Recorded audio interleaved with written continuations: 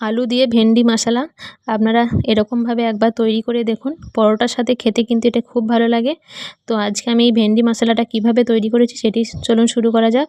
এর জন্য মিক্সার জারের মধ্যে আদা, কাঁচা লঙ্কা, শুকনো লঙ্কা, গোটা ধনে, গোটা জিরে আর মৌরি নিয়ে নিয়েছি, গোলমরিচ নিয়ে নিয়েছি, দিয়ে ভালো করে আমি বেটে নেবো এগুলোকে। এদিকে সাদা সর্ষের তেল গরম করে নিয়েছি, এবার দিয়ে দেবো এর মধ্যে ঢ্যাঁড়স কুচি। ঢ্যাঁড়সগুলো এরকম আমি দুভাগের মতো ভাগ করে নিয়েছি, কেটে নিয়েছি। এবার ঢ্যাঁড়সগুলোকে একটু লাল লাল করে ভেজে নিতে হবে।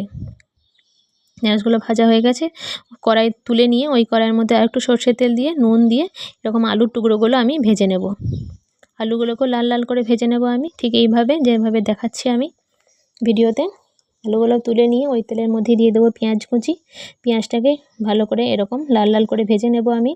এবার এর মধ্যে অ্যাড করব যে গুঁড়িয়ে রাখা মশলাটা বেটে নেওয়া, সেটা মানে জল ছাড়াই কিন্তু বেটে নিতে হবে, তবেই কিন্তু ভালো লাগবে। দিয়ে হলুদ আর কাশ্মীরি লঙ্কা গুঁড়ো দিয়ে আবারও একটু কষিয়ে নেব মশলার সাথে, পেঁয়াজের সাথে একটু দিয়ে দেবো টমেটো, গ্রেট করা টমেটো। একটি বড় সাইজের টমেটো আমি গ্রেট করে এখানে ব্যবহার করেছি। স্বাদ মতো নুনটাও এখানে অ্যাড করলাম, দিয়ে ভালো করে কষিয়ে নিতে হবে মশলাটা।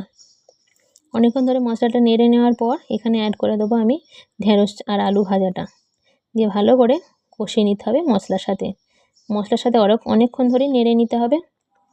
দিয়ে তারপর এখানে অ্যাড করে দেবো একটু জল, দিয়ে একটু জলের ছিটা দিয়ে ঢাকা দিয়ে দেবো, যাতে করে ঢেঁড়সটা একটু সেদ্ধ হয়ে যায়। বেশি জল কিন্তু অ্যাড করা যাবে না, কারণ এই রেসিপিটা একটু ভাজা ভাজা মতো হবে। অনেকক্ষণ ধরে ভাজার পর দিয়ে দেবো এখানে হাফ চামচ মতো চাট মশলা। চাট মশলাটা দিয়ে আবারও ভালো করে ভেজে নেবো আমি অনেকক্ষণ ধরে। তাহলে রেডি হয়ে যাবে আমাদের আলু ভেন্ডি মশলা। পরোটার সাথে, রুটির সাথে খেতে কিন্তু এটা খুব ভালো লাগে। আপনারা একবার হলো বাড়িতে এইভাবে বানিয়ে দেখবেন।